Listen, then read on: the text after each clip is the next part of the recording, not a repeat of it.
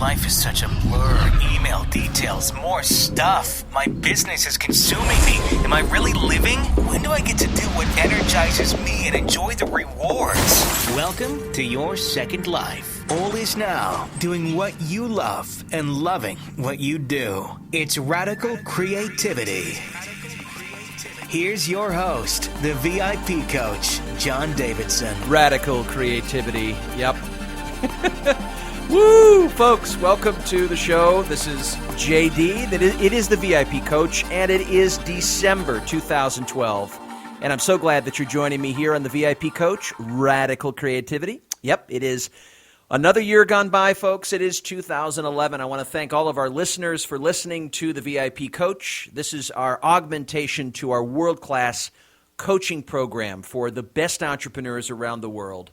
You know, it's never been a better time to be an entrepreneur, folks. You know why? Because you can live life on your own terms. You can self-teach. You can appoint yourself unto desires and urges that you have to create something. And the entrepreneur is one who takes delivery of a dream. That's right. You have decided by being an entrepreneur, you've decided on a certain lifestyle. You've chosen a certain way of living. And you really want to live life on your own terms. And that means that you're not employable. You're not going to work for anybody else. You're going to be employed by your own desires. You're going to govern your actions. You're going to govern your behavior. You're going to change and evolve as a human being by taking charge of your own security. Isn't that a thought? There's no entitlement attitudes here. That's right. There's no entitlement attitudes on this train going north, folks. So get on now, all right? If you're not an entrepreneur, it may be that time. Maybe you're in a business and you're working for someone else and you say, I just don't want to be doing this anymore.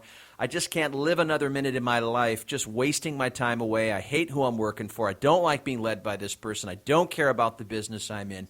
And my question for you is, how long can you wait before you act? Boy, are you missing out. It's the conceptual age right now. It's the time of great achievements. It's never been a better time to be an entrepreneur.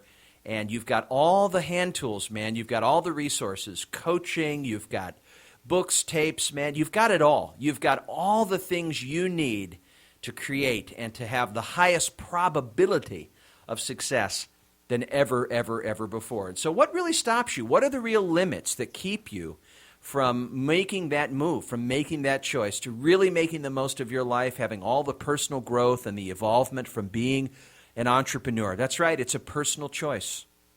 And you might be experiencing some fear. Maybe there's some part of you that you say, I've got all these voices inside of me. I've got all this responsibility. JD, how am I going to handle all of this responsibility and take the risks? But you begin to realize that in order to have the opportunity, you have to take the risks. Because if you don't take them, you don't get the opportunity. See, that's the way it works. That's the way the game works. Is if you take the risk, that's how you pay to have that kind of opportunity. And others will say, well, that's not fair. You're not working as much as I am, or you have different hours than I do. Yeah, that's what an employee says because, see, they're trading time for money. But you begin to realize that as an entrepreneur, you don't get paid for the time.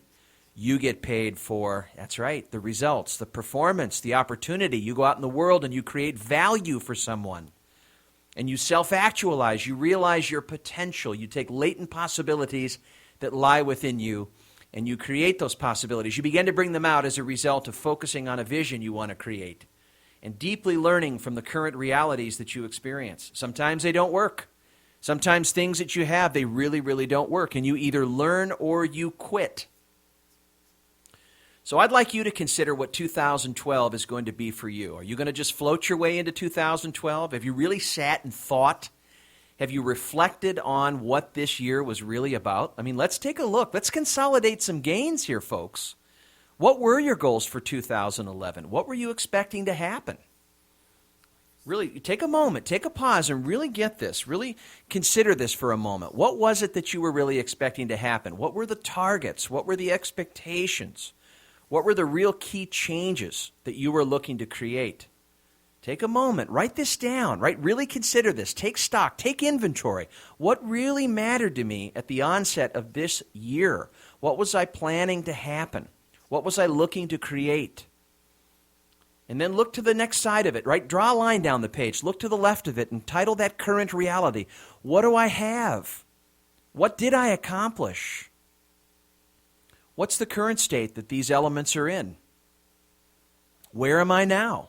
How am I positioned right now? See, this is very important, folks, because as you cross over into 2012, you begin to see all the adjustments that you need to make. And if you failed, if you haven't done well, if you've put things off, if you're up against your own limits, if you have resistance, own it.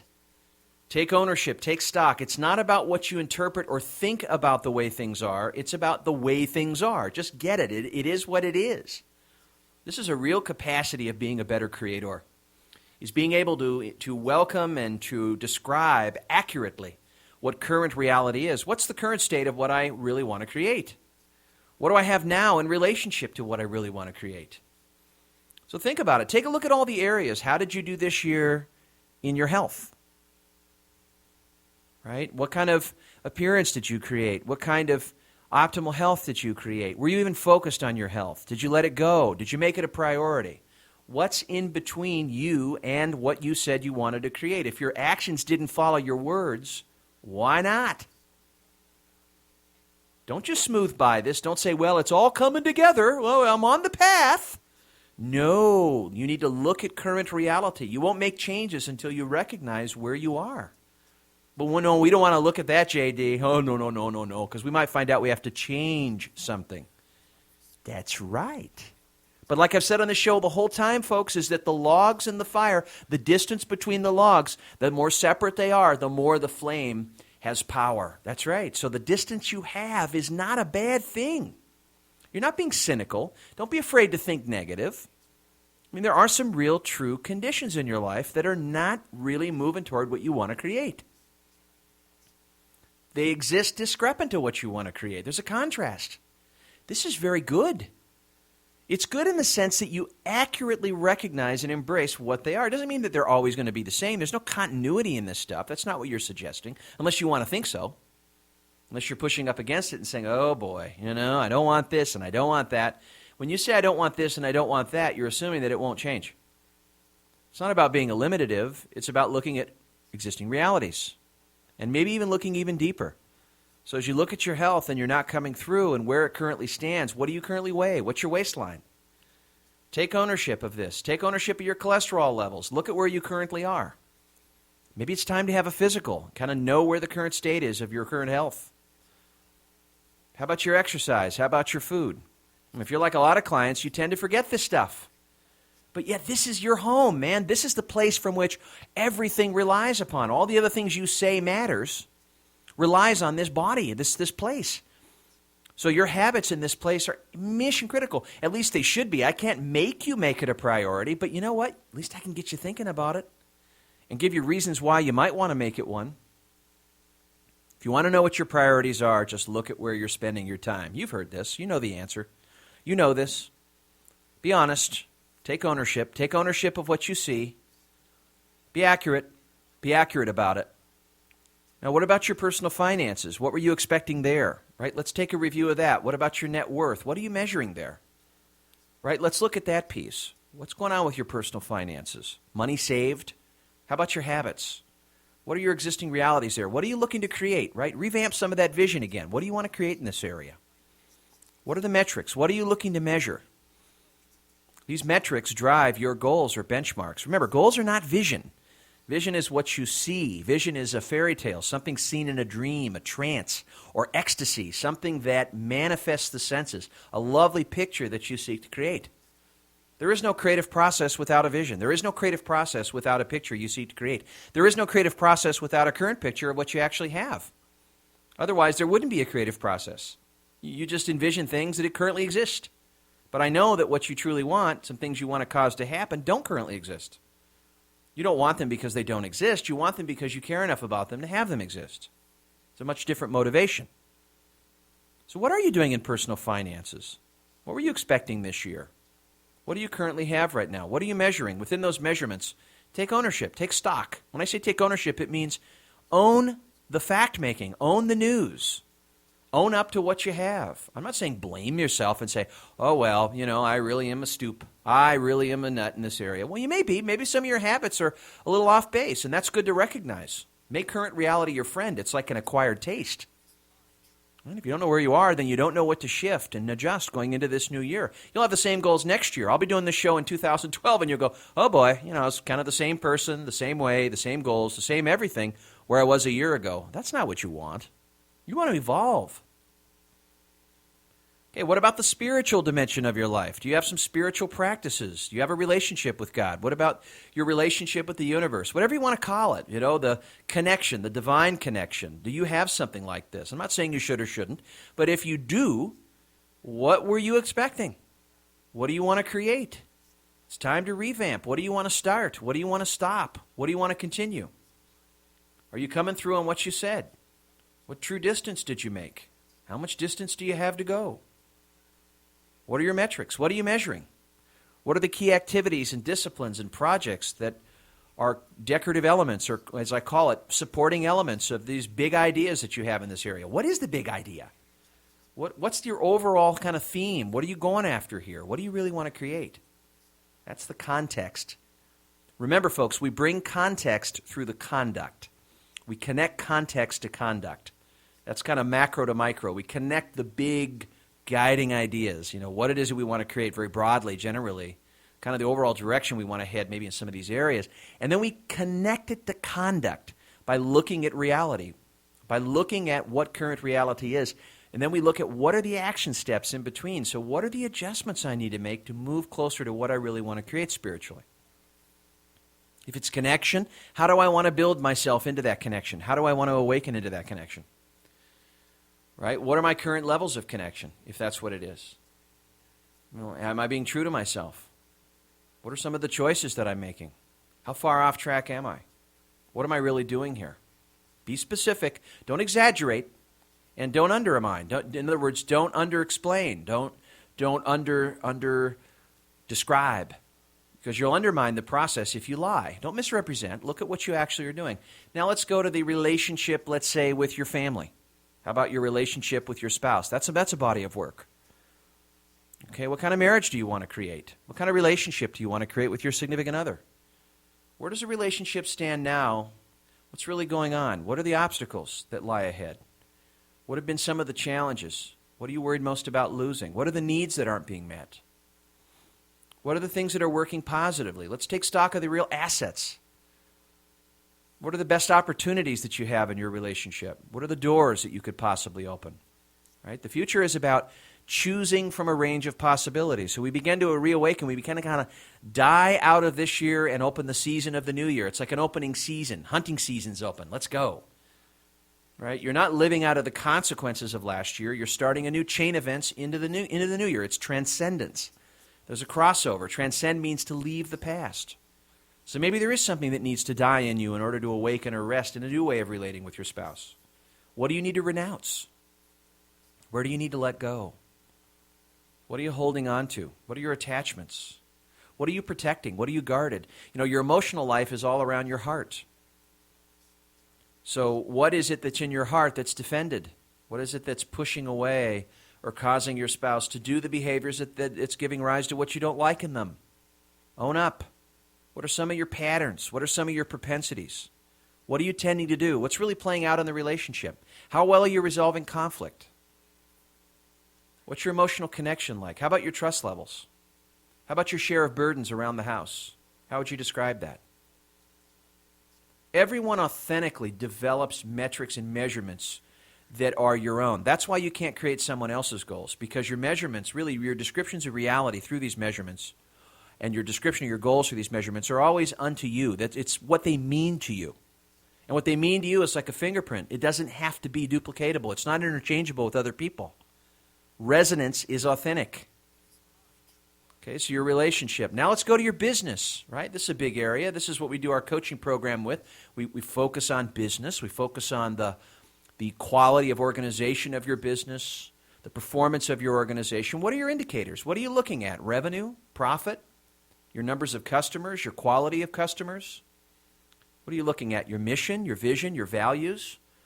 Are those prevailing for you? Do they still represent what you actually do? Is it consistent with your brand? Is what the inside reality is of what you guys are driving your decisions by, that context, really focusing the conduct to your customers that you want to create? How about looking at the marketing dimension of your business? What's the current state? What's working? What's not working? How about looking at the sales dimension of your business? What are you measuring there? Well, that's conversion. How many new business clients do you have for this year? What do you have to show for it? What do you want to do next year? See, you're looking at the sales dimension. How about fulfillment? How about customer service? See, what's that like? And let's look at your retention levels. How are you creating, and not only that, but maintaining customers, right? Marketing is the creating and maintaining piece. So how are you retaining them? What are your systems and processes and resources there? How about your current review of personnel? How about your current review of hiring practices? Really looking at these more deeply. Are they optimizing?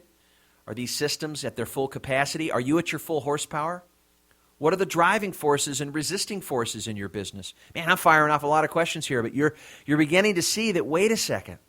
If I just keep moving through into the next year, I don't really take a pause and say, wait a minute. Let me really look more deeply. Let me stop. Because, see, it's all that incessant freneticness. One, that we believe that we can't stop. But it's not that we can't, it's that we believe that we can't.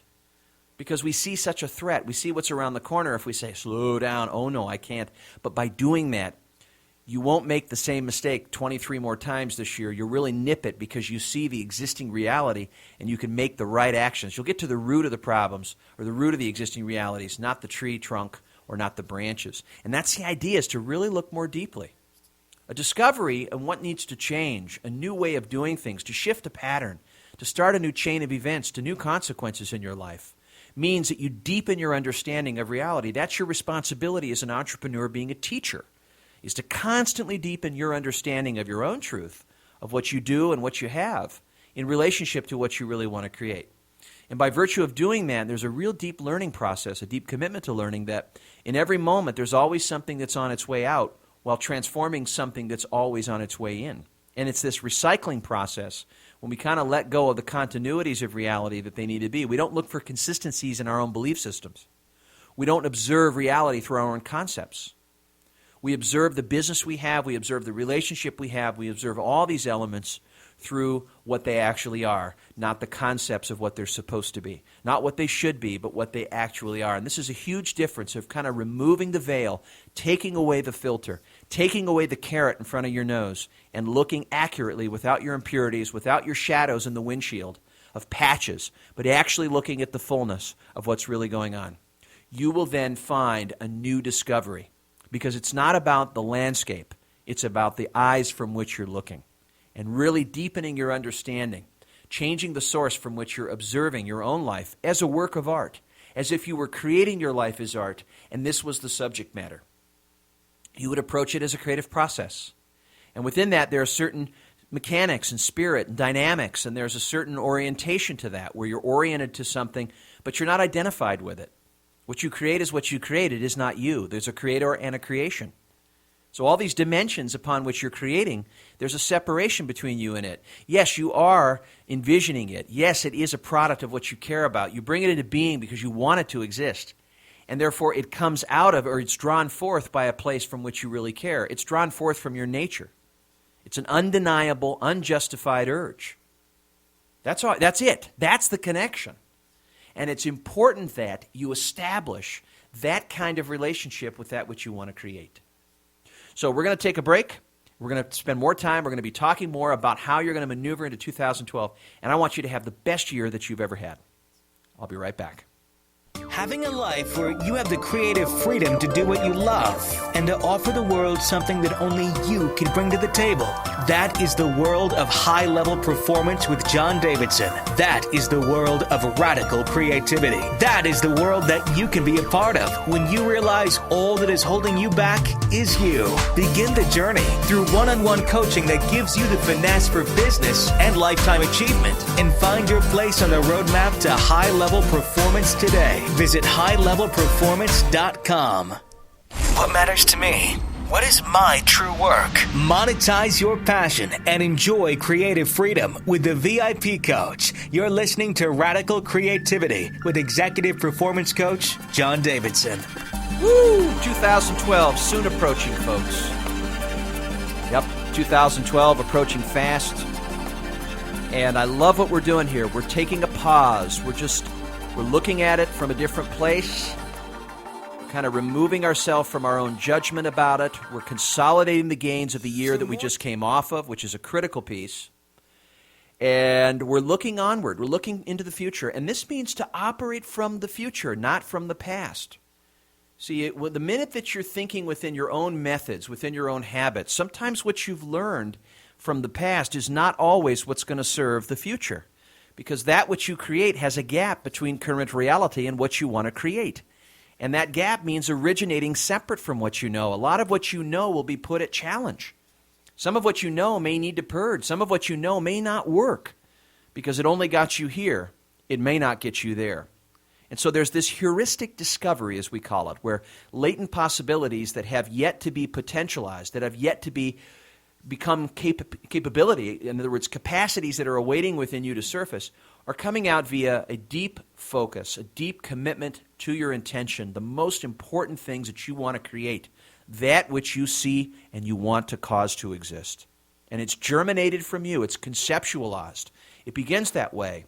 But there's another side of it, and that is, not only are we observing current reality now, but it's not a static opportunity. It's a dynamic one. All throughout the year, you have to simultaneously gather and keep your eye on the existing realities next to or juxtaposed to the desired states that you'd like to create. And by virtue of taking that inventory, of doing both at the same time, of the Creator looking on the left at reality, on the right at the vision, on the left of reality, constantly comparing and contrasting those two, that process summons a natural template that I've talked about on the show, something Robert Fritz, author of Creating, calls structural tension. And structural tension is what happens when you establish this relationship, this opposite between the reality that exists in contrast to the creation that you want to create. When you begin to kind of wind these up together like a rubber band between your fingers or like a slingshot, tension, which is not worry or anxiety, but tension in the effect of seeking resolution between these 2 points, a powerful pressure system is established. And so it's almost like the leader summoning nature in his favor, that you're positioning what you want to create, you're taking your goals and inserting them into a structure that's rigged and geared to succeed in your favor. Because structures always influence behavior. It's a law in nature that the context or the structures, for example, the riverbed always controls or influences the direction of the river. The way the building is shaped influences the way that you get back out to the door. The way the buffaloes or the animals came from east to west or the settlers came from east to west was determined by the structure of the paths and the trails. So very similar to that, our lives and our organizations are influenced by the very structures in which we behave. So in our minds, we have a lot of conflicting goals. We have a goal to do one thing, but yet we have short-term goals that seem to outlaw it, more gratifications and more of a short-term frame. And so we're always in conflict, or we have these competing desires or competing beliefs or competing thoughts, or we have a fear in one sense that has a current goal of avoiding the fear, but at the same time we have a very deep goal to achieve something we want to create. And so what we're faced with through our awareness, by having kind of a conscious causation of what's most important, our cause to go after what we choose to create is a more dominant choice, a manual override, a shift of dominance from the other competing goal. And you'll notice that when people fall short, often people working for you in your organization, when they don't come up, when they don't meet the expected results, we have to surface those kind of unrelenting, contradictory goals, those real counteractive commitments that people have very unconsciously at odds with what they seek to create. They may say they really want to do something, but underlying it are some very, very counteractive goals that we have to bring to the surface. And as I said, it's the leader's opportunity to be a teacher and to surface not only the deeper truths of himself, to get to know his tendencies and propensities, strengths, weaknesses, take ownership of that, but at the same time, be able to deepen other people's understanding of it as well, and the whole, of how the whole thing, based on the web of interdependence of how one part interacts with the other, is going to give rise to a certain behavior. And that structure or systems itself is looking for the wholeness, the entire playing field of how parts interact in relationship to one another, as opposed to looking at separate elements. We might say this is the difference between an Oriental view from the East and an Occidental view from the West. That the Occidental tends to look at individualized elements, but yet the way properties of something come about in the Oriental view is they have interactions, they have a counterplay with something else. And that something else is a very important variable in the way the view of the Oriental plays out. And then out of that view, we tend to operate. And so what we must do is be aware of our own mental models and maps, our own beliefs and concepts that are drawn from the past that we tend to insert on reality. And so as we go along, it's important that we kind of air out to ourselves by virtue of being very aware of what we have in contrast to what we want to create and constantly deepen our understanding of the very assumptions, pictures, worldviews, beliefs that we tend to fall into the pool of when we really can, if we get aware enough, we can be conscious of those things, but yet we can look at the reality without inserting those impurities over it. We don't filter reality anymore. The Creator becomes very, very skilled and gifted through practice of observing and witnessing reality as it is, without any pushing against, without any aversion, without any hanging on to it, but yet just realizing the impermanence of the reality that things will come and go. And this is the capacity for the Creator to really let go. So as you move on to the new year, there's parts of you that will need to die. There's a new season that's emerging. There's a part of you that will no longer need to apply to the new year, that the new requires new formulas. It requires you to step fully into the blind spot with alacrity into the new year. It requires you to display or demonstrate a sense of equanimity, of that kind of quietness, that very quietness and stillness of your brain, to be able to control that, to be able to be mindful of what you really have at all times in contrast to what you want to create. And I got news for you. The more honest and the more you deepen yourself to this truth, the more you welcome this and call it over, whistle it over like a dog, domesticate yourself to it, the greater creator you will be. Because you'll be able to use failures as assets. You'll be able to sense something going right off track and you'll say, you know, this is what we really have. This is what's going on. And by virtue of seeing that and establishing this structural tension between what you have and what you want to create, you'll be able to work kind of co-creatively with what the dynamics of structural tension are geared to do and your own intentions of what you seek to create. And it's this eclipse, this marriage that I've talked about on the show where the Creator really co-creates with kind of the heartbeat of the laws of the universe, with his own heartbeat. That's the real magic. I've always seen the best work, the entrepreneur work at their very, very best, innovate at the very highest level when they're operating in this way. And I'll tell you, I've never seen a higher quality of beingness in an entrepreneur than when they connect with these two references of what I really seek to create, what I really care about, and what it is that's happening right now that is wanting to emerge. We have to ask ourselves those two things. What is it that's standing in need of me? Every day we wake up into it in the new year. What is my service? What am I in service to? What is it that I'm really called to do here? And it's an inner knowing. It's not something that we could almost describe in words, but it's a sense of expression. It's an authentic, destined way of being from which we operate in a natural way. We organically prevail and operate in this place. It is devoid of social roles. It's independent of social expectations. It's not tethered to being accepted. It is not geared in what you're supposed to do or who you're supposed to please or what you're supposed to sell your soul out to. It is operating in and seating in and resting in that place within you that doesn't really need to be anything. It is free from ideals. It is liberated because it's seated in the understanding, the greater awareness of, I really, really seek to create something, and that's all that's needed, is just that urge. I don't have to justify it. I don't have to sell myself on it so much. It's in me. It's already embodied. It's, as I unlayer it, it's something that lies down beneath.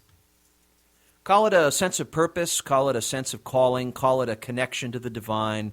Call it operating out of wise care for life. Call it cooperating with the undeniable quality of life, cooperating with the undeniable conditions without controlling or manipulating them. It's that sense of something around you is where the movement to create is coming from. It's not from within you.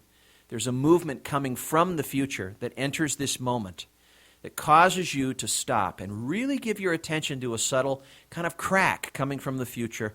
And it's an emerging moment. It's an opportunity. And you may have had several of these this year, and I want you to connect with that. That the more you wake up into the present moment and you're not preoccupied with the future so much, and you're not thinking about what's having to happen or what did happen or what people are thinking of you or what you're thinking of who you are. You know, you're not in your concepts. You're able to relate with the immediate experience. And the more you deepen your relationship with the immediate experience, the more you get code, the more you crack the code from what the universe is kind of asking you to do. And this is the leader's work. This is to really deepen his understanding of this blind spot that is constantly this sort of empty space, this presence, this pre-sensing of sensing an emerging future reality that's wanting to connect with you as a leader to come into being. You know what this is, but you maybe not have been able to describe it as I'm describing it. That there's a sense of really renouncing or letting go of what you had, or your cynicism or your fear or your judgment, and being open and available and making room in you for something that really wants to emerge, something that wants to come. And it's this sense of surrender that defines the integrity of holding that space, of really not knowing but yet holding it, and holding that thing, that crack, that little seed that starts to open up. This is the shift. This is the new season. This is the new coming into the old. This is the outgrowing of what used to be. This is shifting your orientation to one of being generative, not reactive. Because you can make that fundamental choice, folks, this year to be a more predominant creative force in your life. You may have forgotten that that's a choice, and that's what I encourage you to do. That as you now have this leap-off point of thinking about all the areas, what do I really want to create? What do I currently have, and what do I have to do to get there? You begin to make those adjustments, but more so, kind of the eye behind the eye, the world behind this world, is a much larger, vaster, deeper world that everything is operating out of. This is your source. And you can shift that source from which you pay attention. You can shift it from seeing what's going on to really seeing it from the other person's eyes. Seeing it from what's out there, not what's inside you, not what you're kind of imposing on reality, but what reality is for itself. And you might find that it changes you in many ways. It shifts the interior condition of you when you open to something this way, when you're more available to life, and you're more vulnerable to your relationships. And so you could do this by really opening up your sense of listening and cooperation and not having to know and being willing to be wrong. And knowing that there are moments when you're very guarded about what's in your heart, yet you have so much in you to express. I'm going to end with this, is that I got an article that really touched my heart just a few days ago about a therapist that spends time with souls, people that are 10, 12 weeks out before they cross over, before they move on, before they die. And the article was about several things that the dying admit that they regret. And I'd like you to take these into your heart. The number one thing that they regret was working so hard. And they say to people, don't work so hard, because there's a lot more out there to enjoy. Reclaim your wholeness. Remember all qualities that you are. You don't identify just with your work. You're a full person. You're a whole being.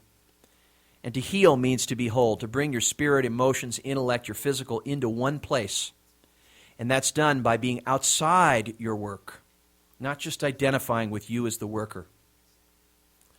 Number two is expressing all that you have in you, holding on to things, thoughts, emotions that needed to get expressed, and there's no longer any time to get it out. I thought that's a key piece. And the third one is making sure that you tell loved ones how much you love them and cherish them. And fourth is not letting go enough, is not letting go of the small stuff and realizing that life just comes and goes, that reality is an impermanent place. Everything is in a state of change. The only thing that makes it unchangeable is you trying to make it all look the same. So for you to be storing up beliefs and things that you think you know, you come to realize that in life you regret the fact that you thought you knew everything. And you realize just before you die that you really know nothing, that nothing is ever proven. It's never certain. And yet when you think you have certainty and you hold on to it, you start to really get old. You don't allow the new, allow the spring, allow the new bloom, allow new qualities of you to shed old skin and to take shape in a new way, like a moth and a caterpillar goes into a butterfly, that you have a transformation that's always kind of wanting to live through you, but if you don't listen and pay attention and let go into what you want and also what is needing to be let come, then you're not truly living and you're not truly being alive. And so being alive means to die. It means to die in the old, die in the patterns of thought, die in parts of you that are holding on, die in parts of you that are fearful, die into this greater truth, this greater awareness. And I invite you on that journey into a new chain of events that you make a choice about what you want to create because it indicates you start with nothing. You don't create out of situations. You create because you bring something to exist that doesn't exist yet. And you will change. You will cause something anew in you when you do this. So let's launch a great year. Let's launch a great year of accountability, motivation, organization, structure, and position yourself for the best year that you've ever had. Thank you very much. For more tools on how to liberate your gifts, become more valuable, and on purpose through radical creativity with executive performance coach John Davidson, visit highlevelperformance.com and be sure to follow John on Facebook. Check back soon to continue the journey toward radical creativity.